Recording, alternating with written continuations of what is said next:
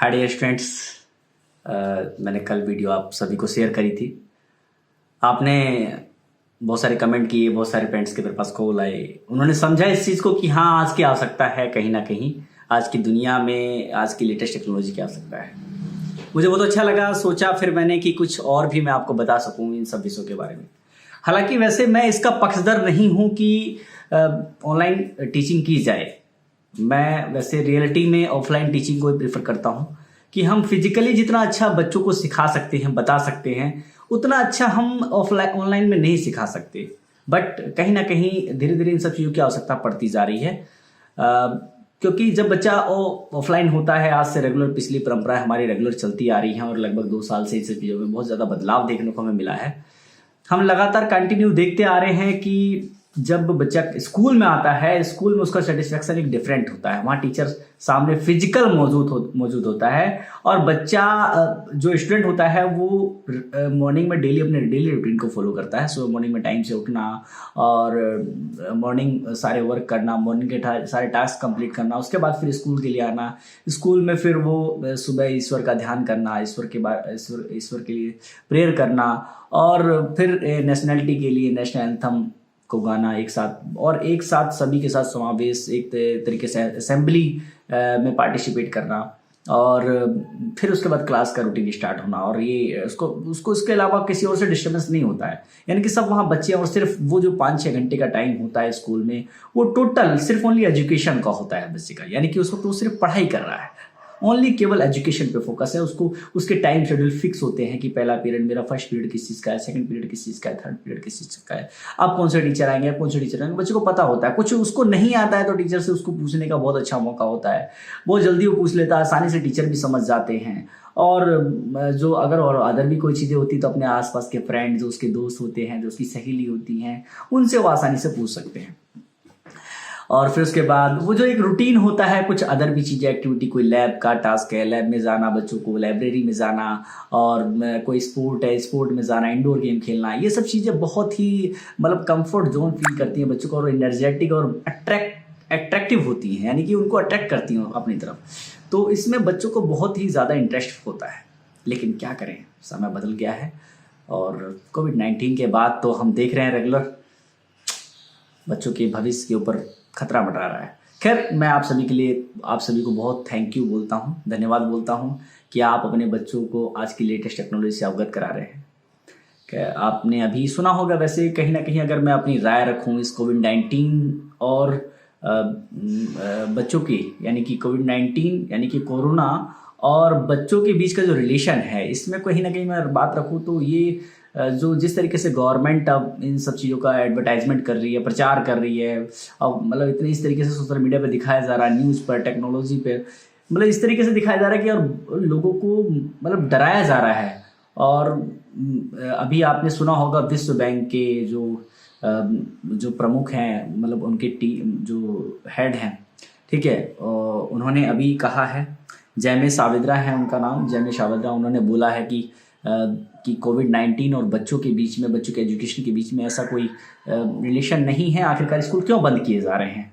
तो कहीं ना कहीं मैं सरकार से भी आग्रह करूँगा, सरकार इन सब चीज़ों पे विचार करे और बच्चों के एजुकेशन पे तो मतलब बच्चों की स्कूल को, एजुकेशन को क्यों बंद कर रहे हैं आप? और मैं कहता हूँ कि देश में 95% पेरेंट्स ये चाहते हैं कि बच्चे हमारे फिजिकली रूप से स्कूल में जाएं। मेरे पास रेगुलर बहुत सारे पेरेंट्स आते रहते हैं, कॉल आती है पेरेंट्स की, तो पेरेंट्स यही कहते हैं, सर हम भेजना चाहते हैं स्कूल, लेकिन क्या किया जा सकता है। मैं उनको समझाता हूँ, फिर भी वो, खैर बहुत अच्छे पेरेंट्स हैं हमारे, कि वो समझ जाते हैं इन सब चीज़ों को कि इसमें स्कूल की किसी की गलती नहीं है, सिर्फ ओनली सरकार इसमें कहीं ना कहीं प्रॉब्लम क्रिएट कर रही है। तो मैं यही चाहूँगा कि गवर्नमेंट इस पर ध्यान दे, क्योंकि आप देख सकते हैं रेगुलर कि अभी तक बच्चों पे तो कोई इम्पैक्ट नहीं पड़ा है। 2 साल हो गए कोरोना का, और बच्चों से कोई रिलेशन नहीं, क्योंकि बच्चे में तो कुछ हद तक बच्चा सेफ है। जब स्कूल में होता है बच्चा तो वहां तो सेफ है बच्चा। लेकिन आपने स्कूल तो बंद कर दिए, लेकिन स्कूल बंद करने से बच्चा माँ बाप तो ड्यूटी करने चले जाते हैं, माँ बाप तो जॉब पर चले गए, सर्विस करने चले गए, अपने ऑफिस चले गए, लेकिन बच्चा घर पे है। और बच्चा घर पे जब रहता है तो आसपास इधर उधर खेलता है, कूदता है। आप उसको मार्केट लेके जाते हैं, आप उसको कहीं अदर घुमाने टहराने के लिए ले जाते हैं, वहां पर तो आप इन सब चीज़ों का नहीं ख्याल रखते हैं। बच्चा हर किसी से हैंडशेक कर रहा है, बच्चा कहीं पे किसी चीज़ को टच कर रहा है तो शॉप पे जा रहा है, तो वहां पर भी इन सब चीज़ों का इतना ख्याल नहीं रखा जा रहा है।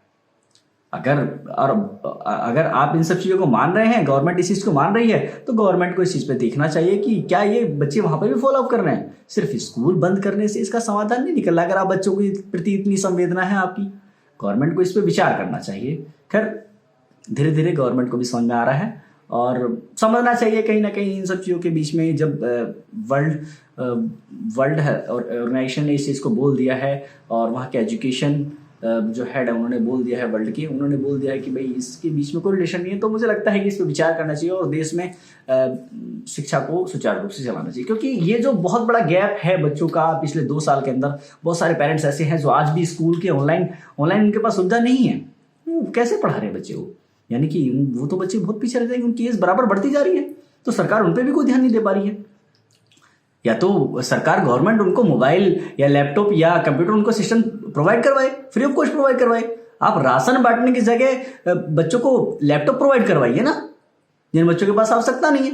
राशन की व्यवस्था तो हर व्यक्ति कर ले रहा है, उसके पास हर चीज की व्यवस्था हो, राशन की व्यवस्था तो वो कमाने के लिए जा ही रहा है, राशन की व्यवस्था तो कर ही लेंगे। लेकिन जो बच्चा है, जो नादान है, जिसकी उम्र लगातार बढ़ती जा रही है, जो इस वक्त सीखने का समय है, उस वक्त उसको क्या आप दे रहे हैं? कहीं ना कहीं सरकार को सोचना चाहिए। मैं इस पर ज़्यादा तो चर्चा नहीं करूंगा, लेकिन मैं यही उम्मीद करता हूं कि भारत सरकार इस पर कहीं ना कहीं ध्यान देगी। क्योंकि विश्व में बहुत सारे, कोरोना टाइम में बहुत सारे ऐसे देश हैं जहां पर स्कूल चले हैं, लगातार कंटिन्यू वहाँ के बच्चे पढ़ते रहे और वो आगे बढ़ रहे हैं। उनके जो वहाँ की सरकारें हैं, जो सरकार चला रही है, जो भी पार्टी है या अभी जो भी कहीं पे लोकतंत्र है, कहीं पे राजतंत्र है, तो वहाँ के जो भी सरकार सत्ता अधिकारी हैं, वो उन लोगों ने ध्यान दिया है पढ़ाई पे, एजुकेशन में। उन्हें पता है हमारे यहाँ के लोग अगर एजुकेशन में पीछे रह जाएंगे तो सब कुछ पीछे रहे। क्योंकि आज की डेट में, पहले की बात करूं तो पहले सोने की बात करें, जो सबसे बड़ा जो धनवान होता था, जिसके पास सबसे ज्यादा सोना होता था, पहले ये होता था जिसके पास सबसे ज्यादा सोना है वो सबसे बड़ा धनवान है। लेकिन आज की डेट में जिसके पास सबसे ज्यादा ज्ञान है वो सबसे बड़ा धनवान है। ज्ञान, नॉलेज सबसे बड़ा धन है।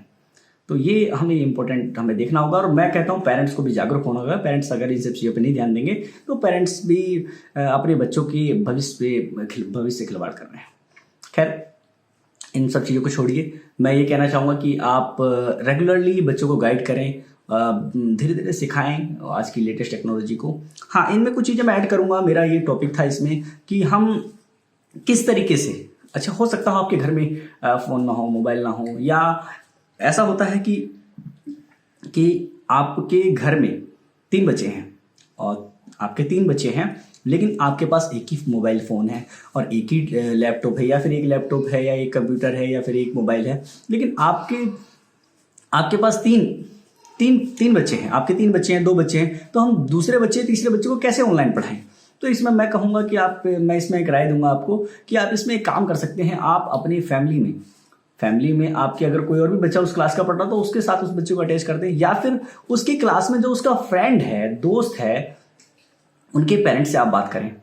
हो सकता है वो बच्चा पढ़ रहा हो और आपके बच्चों को वहाँ सुविधा मिल जाए वो चीज़, तो दोनों बच्चे वो जो स्कूल का टाइम, जो उनकी क्लास टाइम चलती है, जो ऑनलाइन क्लास चलती है, उस समय वो दोनों बच्चे एक ही मोबाइल से या एक ही टेलीफोन से या फिर एक ही लैपटॉप, एक ही कंप्यूटर से वो बच्चे पढ़ सकते हैं। तो ऐसे पेरेंट्स से आप खुद इंफॉर्मेशन लें या आप उनसे बात कर लें, कॉल करें, रिक्वेस्ट करें कि क्योंकि आपके बच्चे की एजुकेशन का सवाल है। अगर आप आज ध्यान नहीं देंगे तो आपका बच्चा वीक हो जाएगा। आप बात नहीं कर रहे हैं, आप उनसे रिक्वेस्ट नहीं कर सकते, तो ये आपकी समस्या है, आपके बच्चे की समस्या क्रिएट हो रही है, आपके बच्चे का भविष्य है। और आज आप अपने बच्चों के लिए ये व्यवस्था नहीं करवा पा रहे हैं, तो इसमें भी आपको विचार करना होगा। और नहीं हो पा रही है व्यवस्था, किसी भी कारण नहीं हो पा रही है, तो ये काम करें। आप क्या चाहता है आपका बच्चा ही तो आगे बढ़ेगा। आपके बच्चे को तो एजुकेशन मिलेगी, उसका कोई फ्रेंड होगा, साथी होगा, दोस्त होगा, खुद पता कर लेगा, या पता करने के बाद लेकिन आप उसके पेरेंट्स से जरूर बात कर लें। जिस बच्चे के घर पे आप अपने बच्चे को भेजेंगे, उनके पेरेंट्स से जरूर बात कर लें कि मैं ऐसे अपने बच्चे को भेजना चाहता हूँ। तो वो मना नहीं करेंगे, वो चाहेंगे कि हाँ मेरा बच्चा भी आगे बढ़े, इनका बच्चा भी आगे बढ़े। तो अच्छा, एजुकेशन एक अकेले नहीं होती है। एजुकेशन के लिए 2 बच्चे कम से कम होने चाहिए, तब बच्चे जल्दी सेटिस्फाई होते हैं, जल्दी वो आगे बढ़ पाते हैं, जल्दी उन सब चीज़ों का सोल्यूशन को मिल पाता है। तो ऐसे पेरेंट्स के लिए मैं राय दूंगा जिनके पास सुविधा नहीं है, नहीं अरेंज कर पा रहे। अच्छा सुविधा है तो एक ही है तो 2 बच्चों को कैसे अरेंज करवाएं, तो इसमें आप अरेंज करें कि उनको इजीली आप कर सकते हैं कि आप अपने आसपास के नियर अबाउट कोई भी पेरेंट्स हो, कोई भी आपके बच्चे का कोई भी फ्रेंड हो, उनसे बात करें। ठीक है, तो ये मैंने आपको गाइड किया इसमें कि किस तरीके से आप इन बच्चों को पढ़ा सकते हैं। Thank you so much, have a nice day.